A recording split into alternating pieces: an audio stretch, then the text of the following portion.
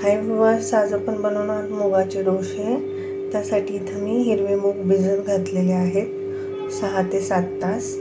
आणि आता आपण त्याच्यासाठी वाटण घेणार आहोत मुगाच्या दिरड्यासाठी किंवा डोश्यासाठी। कोथिंबीर 7 ते 8 हिरव्या मिरच्या, 7 ते 8 लसणाच्या पाकळ्या, थोडासा कढीपत्ता आणि जिरी हे सगळं आपण एकत्र वाटून घेणार आहोत आणि मूगही वाटणार आहोत। चला तर मग सगळं वाटून घेऊया। हे पहा, इथे मी मुगाचं डोश्याचं बॅटर किंवा दिरड्याचं बॅटर वाटून घेतलेलं आहे। त्याच्यामध्ये मी चवीनुसार मीठ टाकलेलं आहे आणि पाणी टाकून हे मूग वाटून घेतलेले आहेत वाटणासोबत। हे पहा, अशी कन्सिस्टन्सी ठेवायची आहे तुम्हाला। आणि मी इथं अर्धा कांदा कापून त्याला तेल लावलेलं आहे आणि इथे पूर्ण तव्याला लावून घेतलेला आहे। आणि आता आपण डोसे करायला घेऊया। हे पहा, इथे आपला तवा छानपैकी तापलेला आहे। तर आता आपण डोसा करूया। बॅटर आपल्याला व्यवस्थित मिक्स करून घ्यायचं आहे, हलवून, आणि मगच डोसा टाकायचा आहे। हे पहा,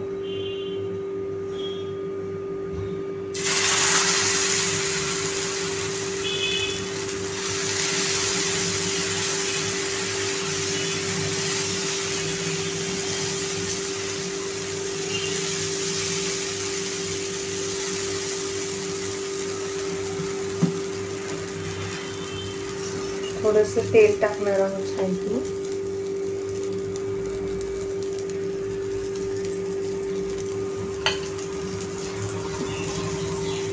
दोन्ही साइडनी छानपैकी डोसा भाजून घेणार आहोत।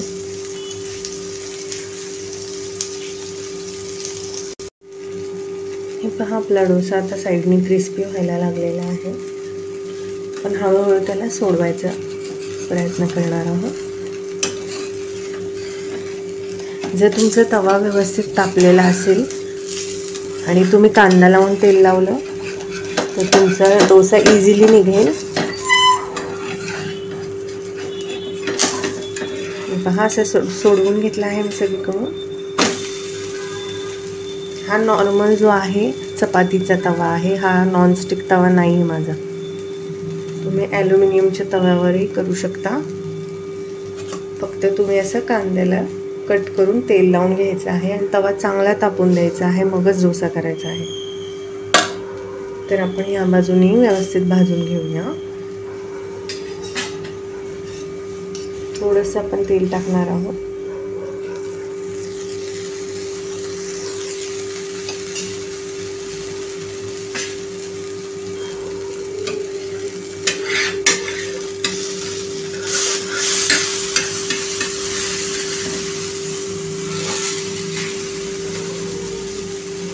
चिकटला आहे, हे आपण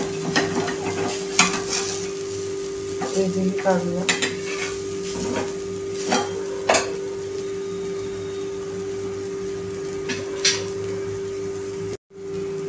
हे पहा, आता आपला डोसा आपण पलटून घेऊया। हे पहा, किती छानपैकी शिजलेला आहे, मस्तपैकी। ह्याला जास्त वेळ लागत नाही। दोन्ही साईडनी जर तुम्हाला हा थोडासा क्रिस्पी हवा असेल तर तुम्ही ह्याच्यात तांदळाचं पीठ पण टाकू शकता किंवा मग वाटताना तांदूळ टाकू शकता।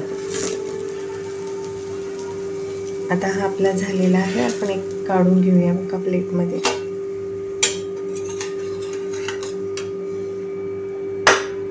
आता आपण आणखी एक डोसा बनवूया।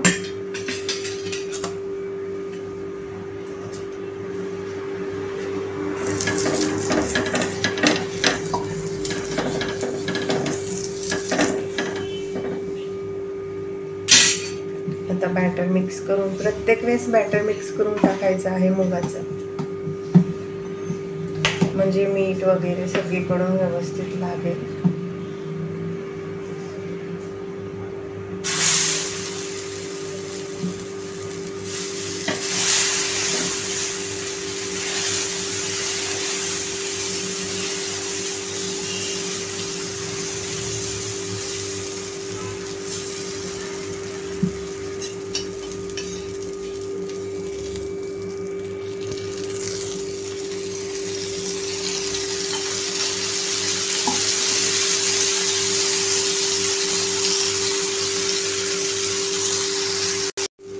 पहा दिसतंय तुम्हाला ब्राऊन व्हायला लागलेला आहे आपला डोसा.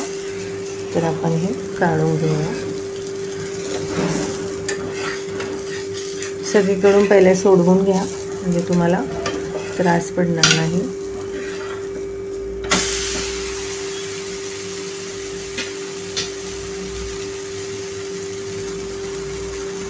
दोन्ही साईडनी व्यवस्थित भाजून घ्यायचं आहे आपल्याला.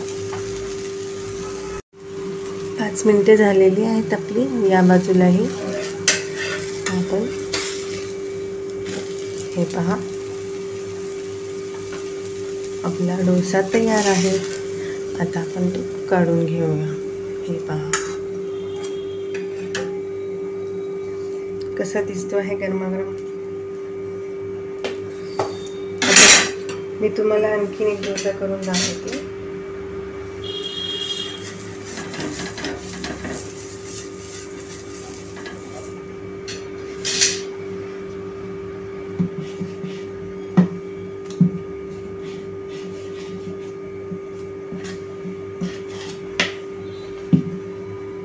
तुम्ही ह्याच्यासाठी क्रिस्पीपणासाठी ह्याच्यात रवाही टाकू शकता.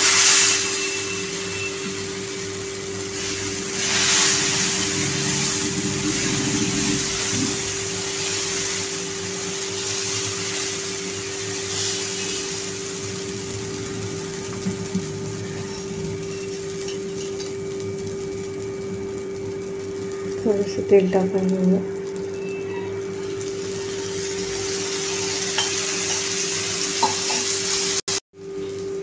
हे पहा ब्राऊन कलर दिसायला लागलेला आहे साईडनी. जेव्हा तुम्हाला ब्राऊन कलर दिसेल साईडने तेव्हाच तुम्हाला डोसा पलटायचा आहे. त्याच्या आधी पलटू नका, नाही तर खालून भाजलेला नसेल व्यवस्थित. पहिले सोडवून घ्या आणि